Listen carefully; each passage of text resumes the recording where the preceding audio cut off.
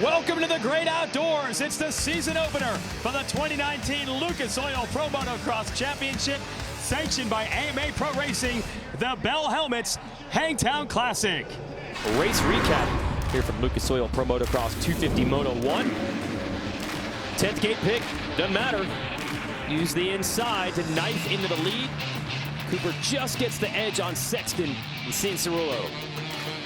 Yeah, exactly what those guys wanted. You can see not far behind a lot of the other top guys.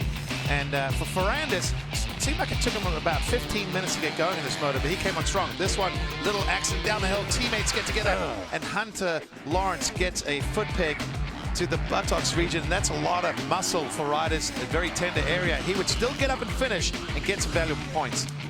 About 20 minutes into the race, Cianciarulo closed the gap on Cooper, and we had a battle for the lead brewing. Several shots at him, showed him a wheel in some areas, but wasn't able to make the move, and then Cooper pulled away down the stretch and wins the first moto.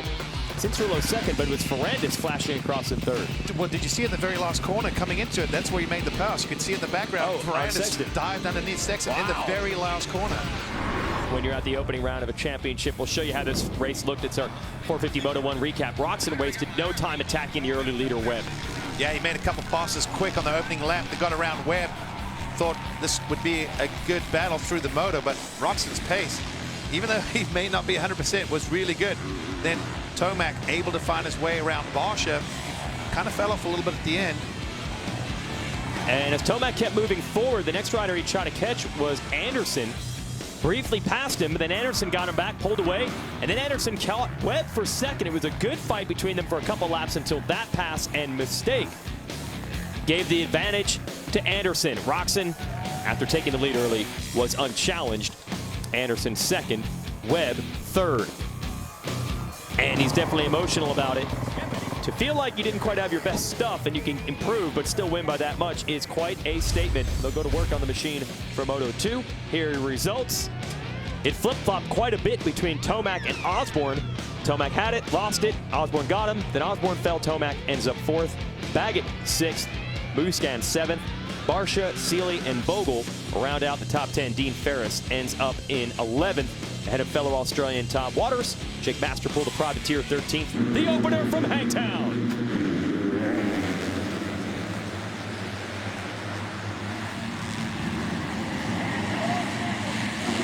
And it's one of the Yamahas up front again. Could it be? No, it's not Cooper. It's the 39, his teammate Colt Nichols. Cianciarulo, another good start in second as the rain is coming down. Michael Mosiman in the white number 36 in contention in third as well. Cianciarulo around the outside takes the lead. Well, you can just tell with this getting slick there, the inside line, you can't get on the throttle too hard. You can tell how little grip or traction they have. Cianciarulo, that's a smart move, went the long way around. Got a better drive up that hill, and you can see what the difference was in momentum. So the question is, where is Moto 1 winner Justin Cooper? For a second, it did look like he got the whole shot again, but teammates often look, especially if they're similar size, they wear the same gear, color bikes. That was Colt Nichols, so we'll have to look at timing and scoring. Couple of Suzukis here, Alex Martin and Kyle Peters coming through, flying information in yellow. There is Justin Cooper on the 32, the blue and black. Oh, and also the third place finisher in Moto 1, the 34 of Dylan Ferrandis, buried in traffic. And you do not want to have a bad start in a mud race. They are going to get covered, while Cianciarulo, Mosiman, and all the other riders up front are going to stay clean. Boys, in a battle right now as Mosiman comes together with Sexton. He was trying to hold Sexton off for fourth. They collide. Mosiman ends up down. Sexton stays upright, and that all took place right behind Davalos, who is in third. So things changing in a hurry here. Sexton's not done. He's going after Davalos. Yeah, that just seemed like they were starting to scrap there. I don't know if something happened previously, but Mosiman looked like he was after Sexton somewhat, and came up in the short end. And those are the times where Sexton makes a move to the younger kids. You got to hold your composure. Don't get involved. Like, watch this. Mosiman comes in. Him and Sexton come in here, and they both try and go for the same line. Mosiman, you know, gives him a little bump, but he goes down. That is costly in a mud race, because now now Sexton just as quickly as he gets around Mosiman and Davalos, he finds himself on the ground. And I think a little mistake. He saw the 34 of Ferrandis as well. well. So a lot of our contenders in Moto 1 having problems in Moto 2. Here's the crash from Sexton. Well, the last corner is not Sexton's friend today. Let's take a look at everything that has unfolded early in this moto. Michael Mosiman down. Chase Sexton down. RJ Hampshire down. The rain has come. It's made the track treacherous here at Hangtown. Cincerello just tiptoeing his way around. You can see the look on the face, just deep in concentration, focusing on every little line. This track is so treacherous at the moment. And you mentioned what a shot in the arm this would be, not just for him, but for his team, which won 11 of the 17 races in Supercross, but did not score any championships since Cerullo throwing one away late, as we've alluded to. And also on the East, his teammate Austin Forkner got hurt while leading the points in 250 East.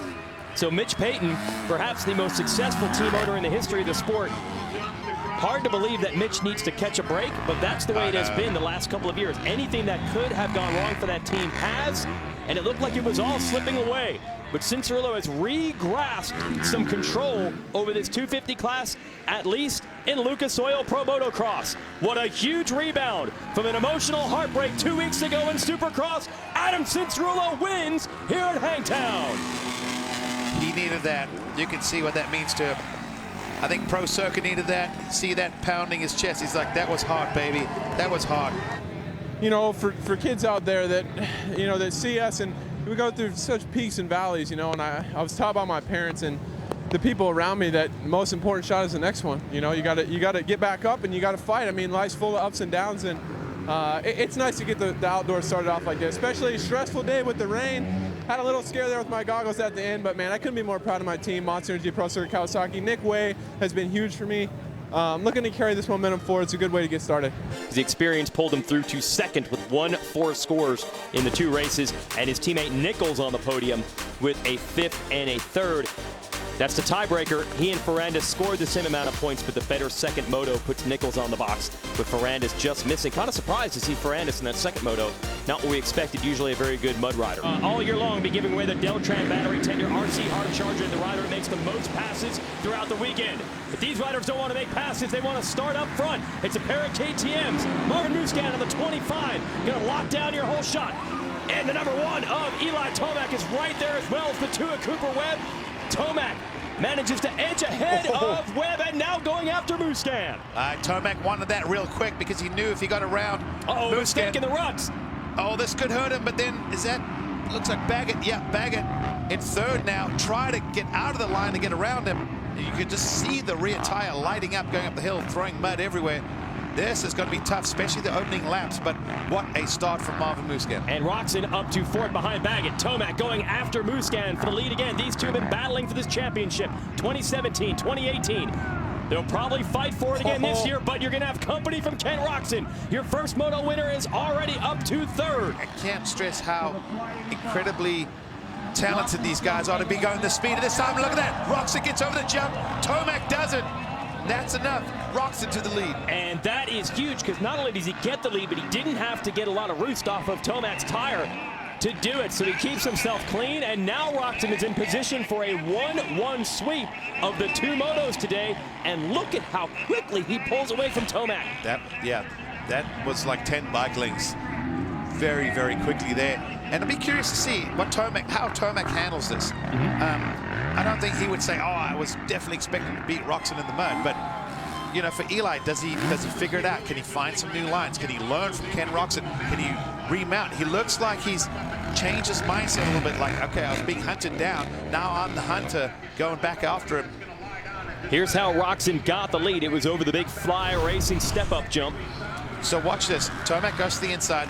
Watch out, battles, goes double, but doesn't get over. So he goes double, double, single. Kenny goes double, triple, which is key to getting the power on the ground and driving up to that fly jump. Pulls the tear off. Makes it look easy. So Eli Tomac is going to win the second moto here at Hangtown, but the 4th in Moto 1 is going to cost him a shot at the weekend's overall. And that means that Ken Roxon, after dealing with so much adversity over the last 2.5 years and so many missed opportunities, victories that you thought were his ripped away in the final moments. He's finally going to go back to the top. I still feel mud or no mud today. Kenny was the man. He was fast first qualifying, fastest in second qualifying. Won the first moto. This moto, I almost feel like he's like, I want to go charge, but I can't because I want to win this race more than anything. Roczen, one of the winningest riders in this field, but as they say on the trophies here for Hangtown, this one is going to feel like the first time. Ken Roczen has finally returned to the top of the podium. Ken, congratulations doesn't seem like enough. This has been an incredible 2-year journey for you on your road back to recovery from those devastating injuries. You told me earlier in the year that you were enjoying the process of putting the puzzle pieces back together. Has this put the last piece in place for you? For right now, yeah, but like I said, I think we got more in the tank, but with these conditions out here, I'm very happy with the second place. I backed it out, and I had a couple of big moments, and just, it was super sloppy out there, so kind of just did my thing. I went down right here. I got stuck behind a lapper in the deepest rut possible on the last lap, so I was kind of sweating there for a little bit just because it was one more lap to go, and but we made it happen. You know, it's just some gnarly conditions, and we're going to enjoy today and tomorrow. We're going to enjoy this overall. Me and my team, we've been working very hard, and this is really a dream come true. I know your team is sharing the moment with you, Ken. Huge congratulations to you. And our 250 winner, Adam Cincerillo, he and Roczen about 5 years ago were pegged as maybe the two next big stars of the sport. They became fast friends and fan favorites, and then adversity from all angles has settled in for both of them. And to see them both get back to victory on the same day is pretty darn emotional. There is your overall in the 450 class. The 1-2 for Roczen edges Tomac. Anderson and a welcome back to racing after missing most of the Supercross campaign on the podium in third ahead of Osborne. A very strong debut in the 450 class, and from way back to earn that third in this moto.